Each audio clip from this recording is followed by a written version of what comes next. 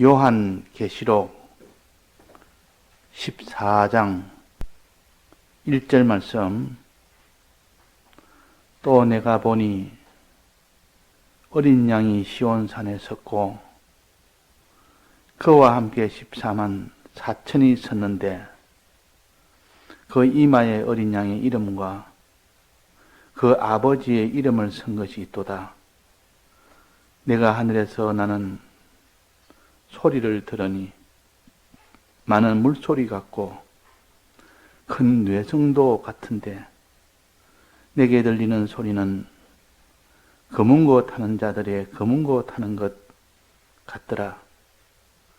저희가 보좌와 내 생물과 장로들 앞에서 새 노래를 부르니 땅에서 구속함을 얻은 14만 4천인 밖에는 능히 이 노래를 배울 자가 없더라. 네.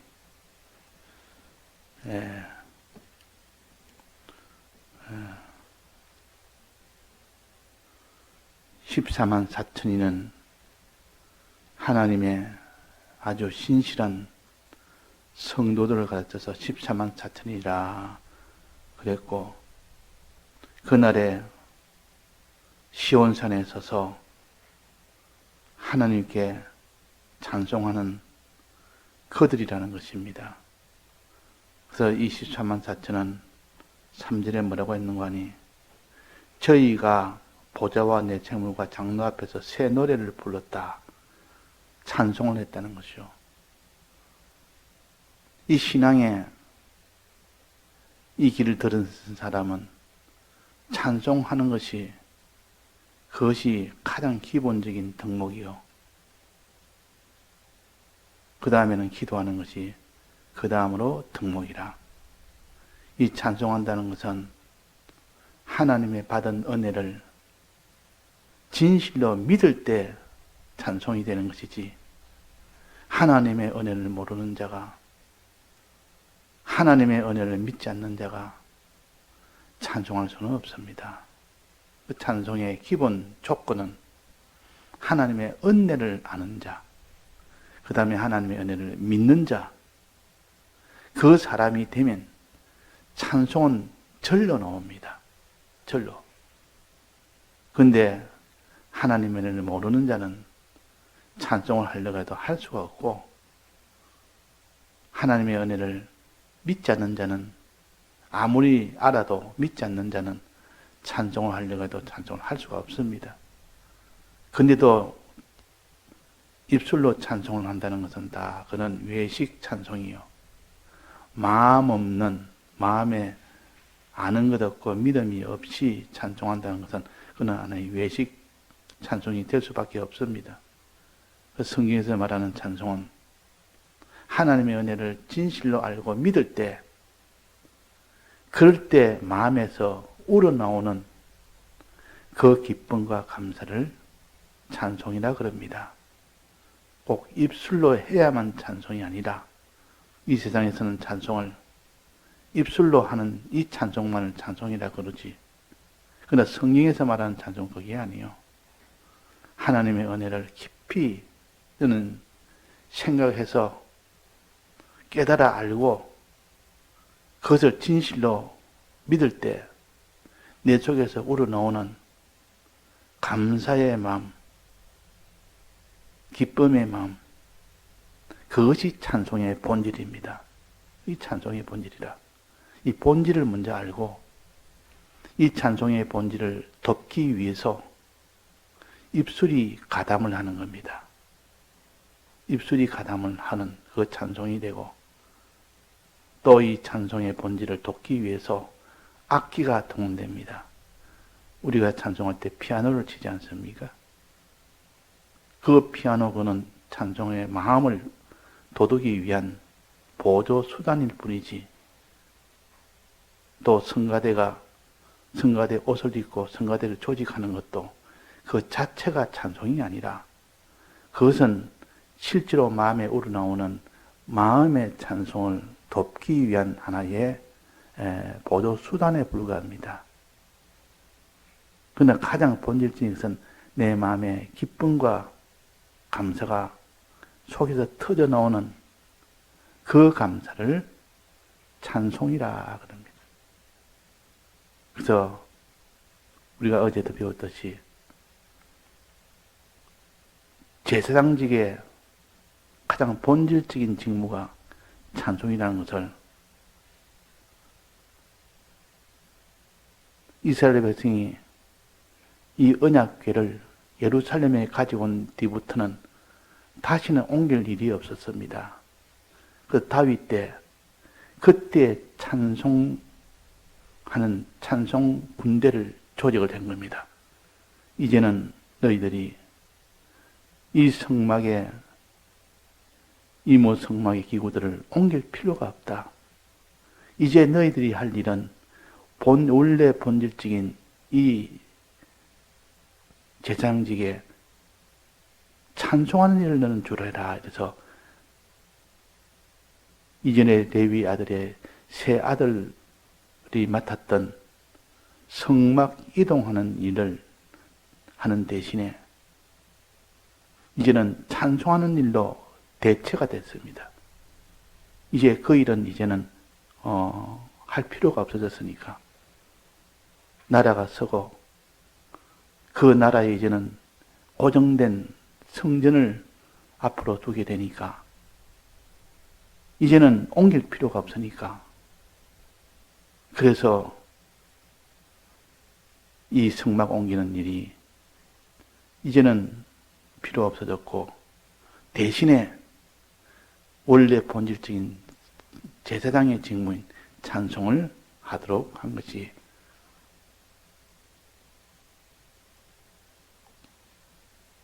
레위의 세 아들 고핫과 므라리와 게르손은 그 자손들 중에서 찬송의 제일 지도자를 세웠습니다. 헤만과 아삭과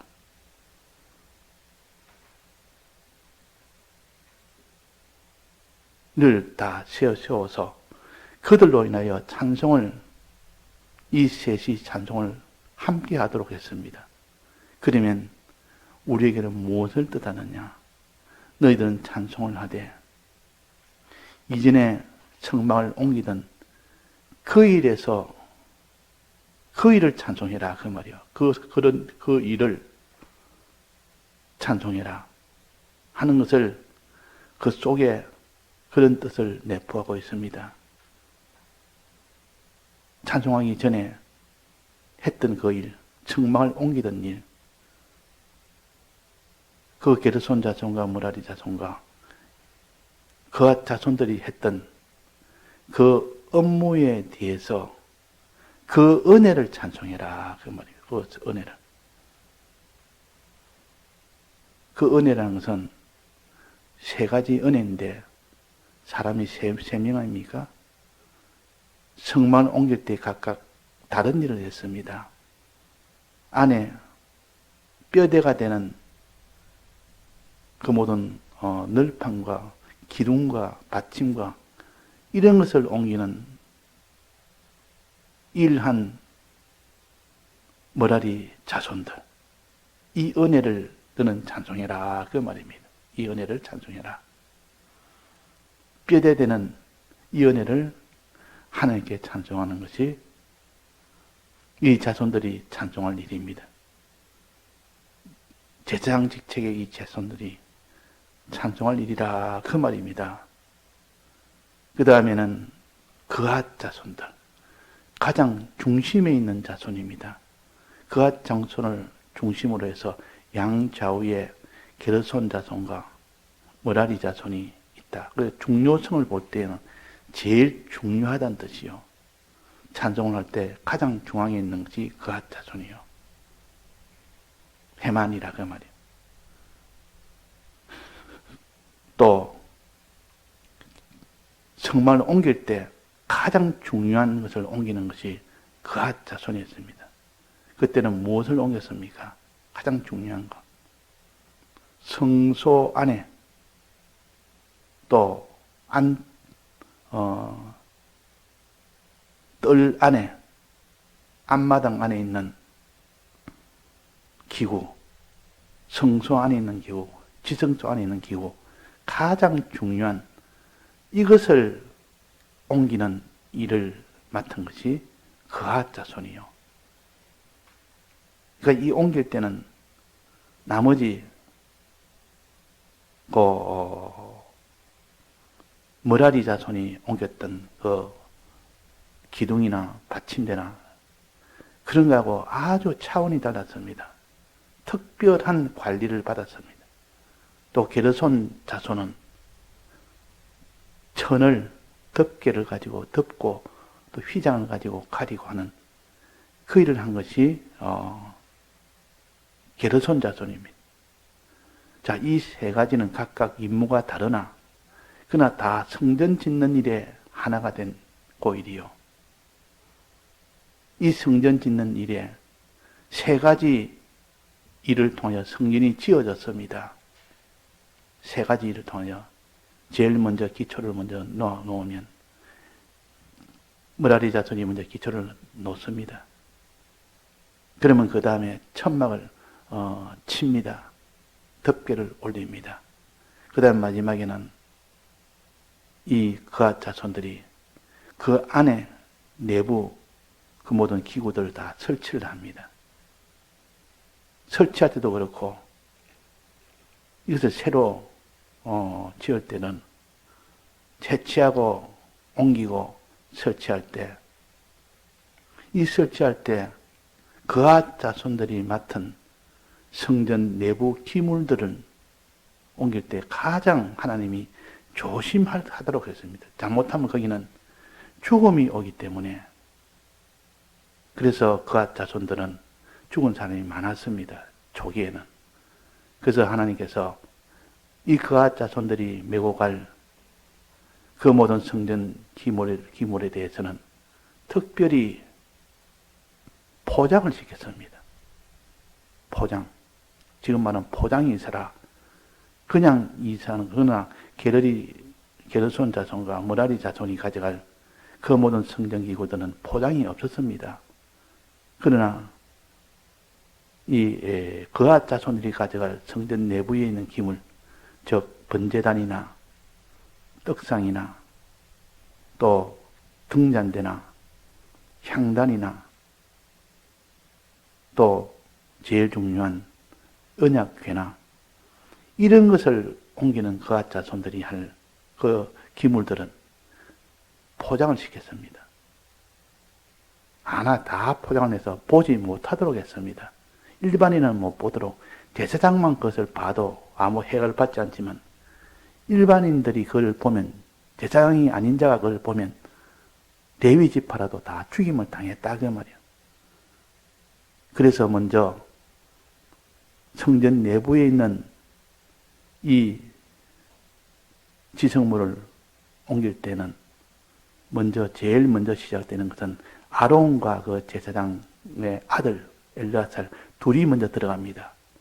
먼저 들어가서 다른 사람이 돌아서 보면 죽으니까 그 성전 기물을 보면 죽으니까 그래서 들어가지 못하도록 하고 먼저 제사장과 그 아들 엘르아살이 먼저 들어가서 포장부터 합니다.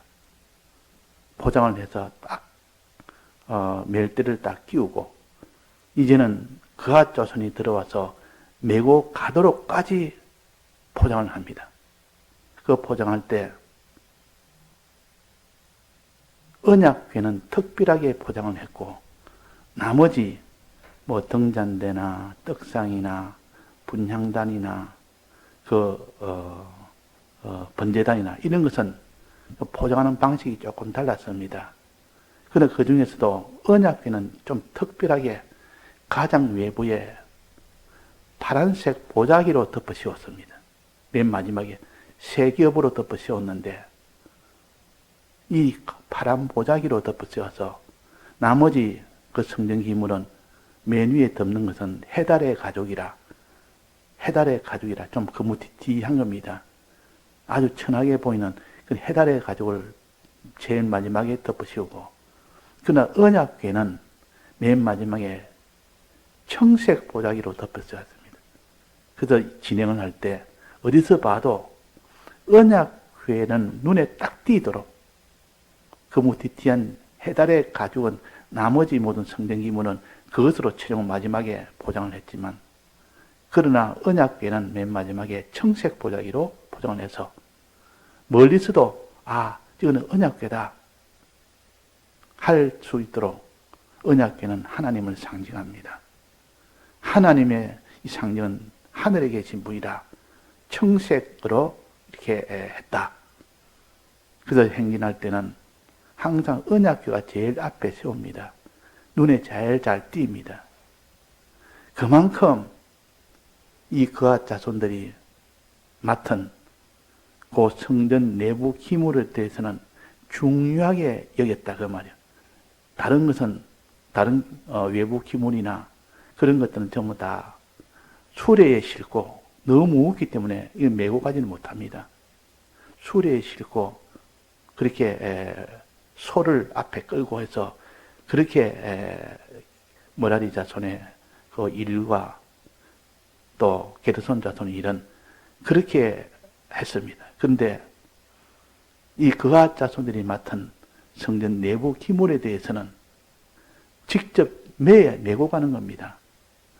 어깨에 메고 가도록 했습니다. 그 어깨에 멜 때를 다 제사장이 그걸 다 끼워서 다 준비해 놓으면 이제는 제사장이 이제 완료됐다.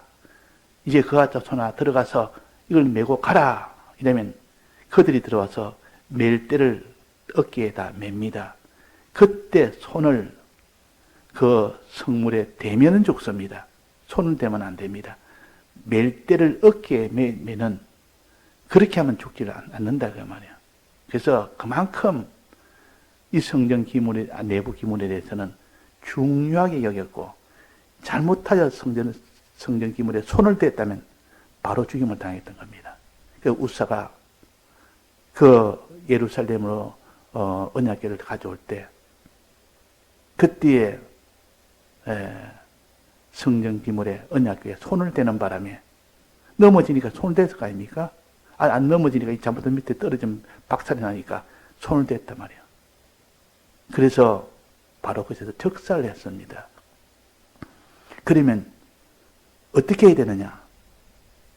반드시 언약궤와 같은 성전 내부 기물은 멜 때에 직접 메고 가야 되지 수레에 싣고 가면 안 된다는 뜻이요. 수레에 싣고 가는 것은 머라리 자손과 게르손 자손이 옮길 때는 너무나 무겁기 때문에 하나님이 그들에게 수레를 내줬습니다. 수레를. 또 거기에 끄는 소도 내어줬습니다. 그래서 머라리 저 게르손 자손에게는 천막이니까 천막에 대해서는 무거우니까 너는 수레 두 개하고 끄는 소 네 마리하고 그렇게 줘서 이 수레 둘로 해서 너는 그 천막을 옮기라. 그렇게 옮겼습니다.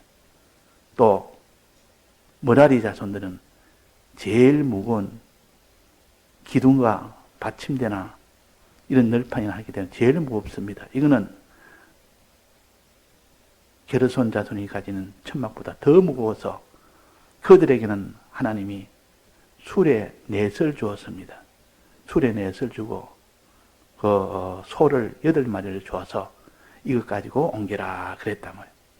그래서 하나님께서 우리 사람이 감당하지 못할 것이 있으면 하나님이 도와서 감당할 수 있도록 해주시는 하나님의 것을 우리가 알 수가 있습니다. 그래서 이렇게 메고 갔습니다. 그런데 이 고앗 자손에게는 너희들은 제일 규모가 작고 그는 숫자도 작고 규모도 작고 무기도 작으나 이들은 수레에 싣고 가지 말아라.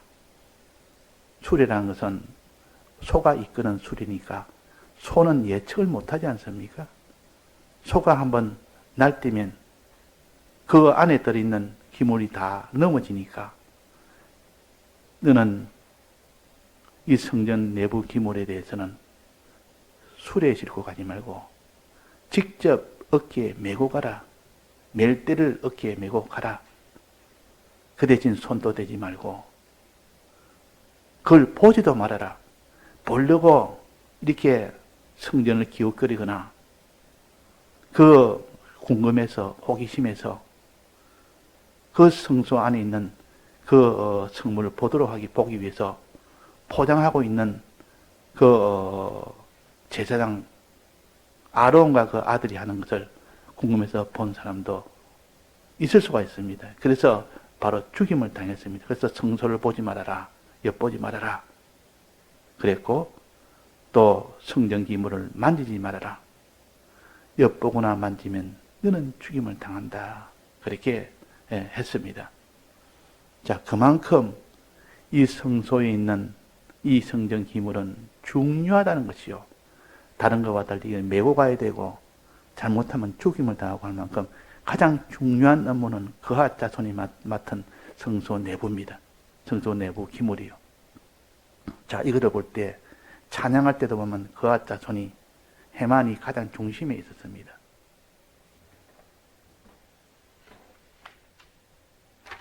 해만이 가장 중심에 있었고, 그 다음에 왼쪽에는 머라리 자손인 에단이 있었고, 오른쪽에는 게르손 자손인 아삽이 있었습니다. 자, 그만큼 이 제일 중요한 직책을 맡은 것이 고핫 자손이다.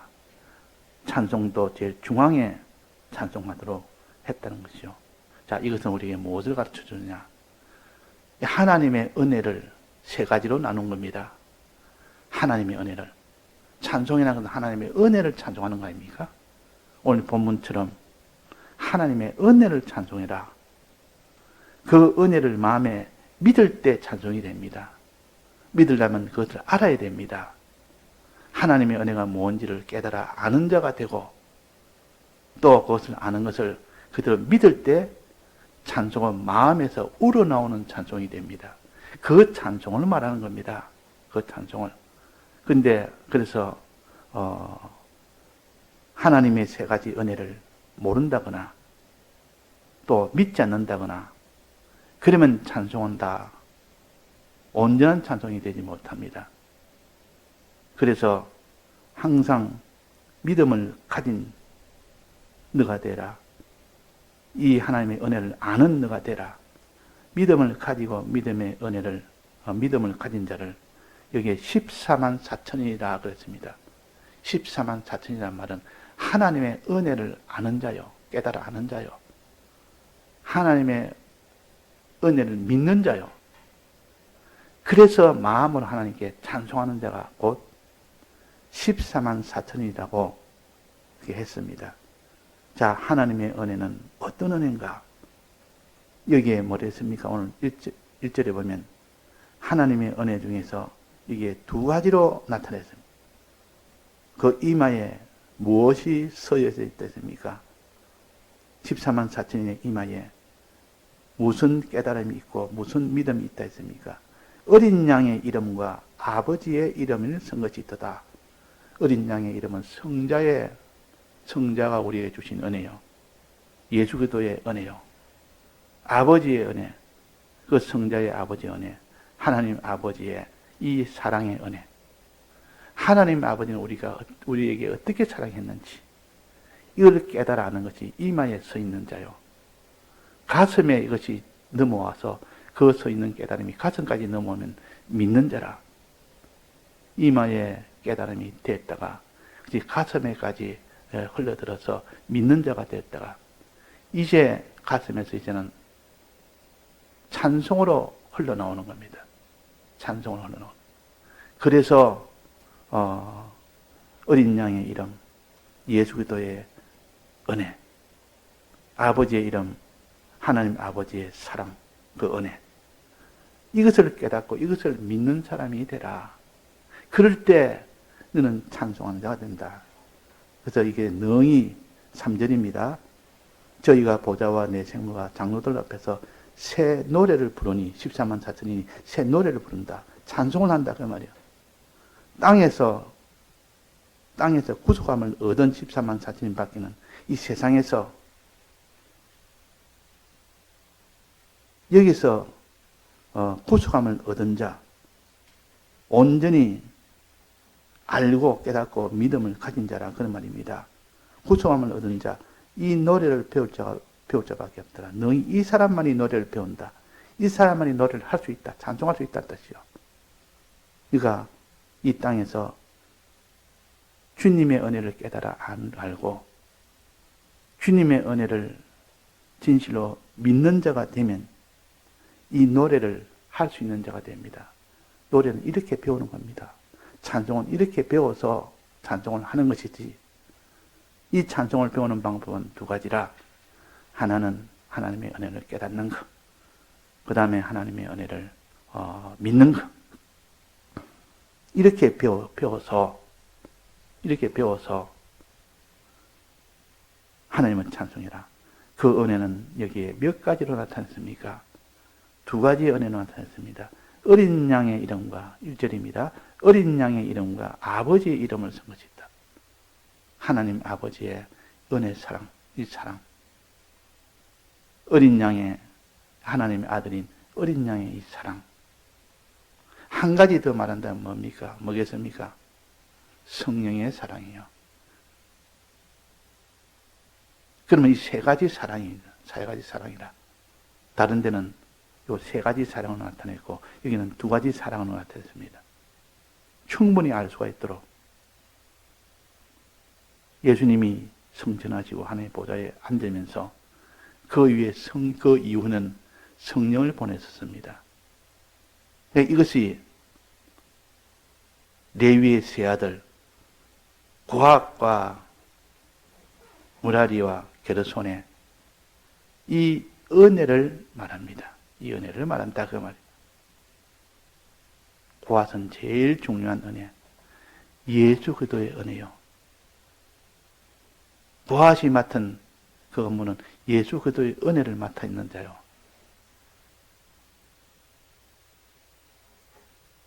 그 다음에 이것을 돕는 것은 머라리 자손 아닙니까? 머라리 자손의 그 은혜는 기초를 세우는 은혜라. 기둥을 세우는 은혜라. 가장 기초를 세우는 은혜라. 이거 아버지의 은혜라. 그 다음에 게르손의 자손은 포장을 덮는 것이라. 그 위에다가 덮개를 덮고 휘장을 두르고, 이것은 하나의 덮는 은혜라. 덮는 은혜는 성령의 은혜를 가르칩니다. 어제 제가 성구를 소개했는데 누가복음 1장 35절에 보면 천사가 대답하여 가로되 성령이 내게 임하시고 지극히 높으신 이의 능력이 너를 덮으시리니. 이 성령의 역사는 덮는 역사요. 즉 게르손 자손이 덮개를 가지고 그 성막을 덮는 그 일을 했습니다. 그러니까 이 세 가지 은혜, 즉 아버지의 은혜, 하나님 아들의 은혜, 성령의 은혜, 이 세 가지가 곧 게르손 자손이 일한 일이요, 고핫 자손이 일한 일이요, 머라리 자손이 일한 일입니다. 그 일한 것을 가지고 그 일이 이제 중단되고 나부터는 찬송을 하기 시작합니다. 이 셋이 일은 각각 달랐지만 찬송은 똑같이 함께 했습니다. 그러면 세 가지를 찬송하라는 뜻이구나. 충분히 우리가 알 수가 있습니다. 우리가 구약을 통해서 이런 뜻을 가지고 이 구약을 상대할 때 신약에서 우리가 하나님을 찬송하고 예수님을 찬송하고 또 우리가 성령님을 찬송하는 이 선구가 나온다면 이것이 바로 이 레위의 세 아들의 업무를 말하구나. 세 아들이 각각 다른 업무를 맡았지만은 그러나 그는 다 찬송할 일이라. 하나님의 아버지의 은혜도 찬송할 일이요, 그 아들의 은혜도 찬송할 일이요, 그 성령의 은혜도 찬송할 일이라. 그것을 어디 기록했느냐? 에베소 1장 3절에 보면 찬송하리라다 하리로다 하면서 그 뒤에 세 가지 성부와 성자와 성령의 은혜를 세 가지로 딱 나눠서 이것을 찬송해라 라고 명백하게 표시를 해놨습니다. 그러면 이 에베소 1장 3절의 이후의 그 말씀과 여기에 구약에서 아삽과 헤만과 에단이 찬송한 그 찬송은 바로 연결이 됩니다. 그래서 구약의 이 모든 사실과 신약의 이 모든 사실과 하나가 딱 일치가 되도록 해놨기 때문에 우리는 구약을 통하여 신약을 보고 신약을 통하여 구약을 해석하는 이렇게 할 때 완벽하게 온전하게 해석이 된다 그 말입니다. 그래서 오늘은 여기에 14만 4천이는 찬송하는 자라, 노래를 하는 자라. 이 하늘나라에서 노래하는 자. 무슨 노래? 어린 양의 이름에 대해서 노래하고 아버지의 이름에 대해서 노래한다. 이 노래는 언제 배웠느냐? 땅에서 배웠다. 땅에서. 이 세상에서 너가 믿음으로 산 것 많지. 너는 노래를 할 수 있고 너는 그를 깨달아 아는 것 많지 노래를 할 수 있다. 하나님의 은혜에 대해서 진실로 깨닫고 진실로 믿을 때 비로소 찬송이 속에서 우러나온다. 그 찬송을 얼마나 했느냐. 이 땅에서 그 찬송을 한 것 많지 그날에서 찬송을 하게 됩니다. 그것을 가르쳐서 땅에서 구속함을 얻은 14만 4천 외에는 능히 이 노래를 배울 자가 없더라. 땅에서 이 노래를 불러본 자 아니고는 하늘나라에서는 노래를 못 부릅니다. 이 땅에 하나님께 은혜를 깨닫고 믿고 불러본 자는 하늘나라에서 그 노래를 부를 수 있단 말이에요. 찬송을 할 수 있단 말이에요. 찬송도 실력이라. 이 찬송의 실력은 땅에서 이루어진다는 뜻이요. 우리 이 땅에서 찬송을 안 해봤습니다. 하늘나라에서는 찬송을 못합니다. 이 땅에서 하나님이 세 가지 은혜를 깨닫지를 못했습니다. 믿지를 못했습니다. 그러니까 진실로 하는 그 마음의 찬송은 할 수가 없습니다. 마음의 진실로 찬송하는 이것이 찬송의 본질이기 때문에 이 찬송을 너는 얼마나 했느냐, 얼마나 배웠는가 보자. 찬송 한번 해봐라. 이러니까 이 마음으로 하나님의 세 가지 은혜를 찬송을 못한다고 말이야. 그럼 너는 땅에서 너는 배우지 않았다. 땅에서 배우고 와야 이것은 찬송을 할 수 있다. 그랬단 말이에요. 예, 다 같이 통성으로 기도하시다가 자유하셨습니다.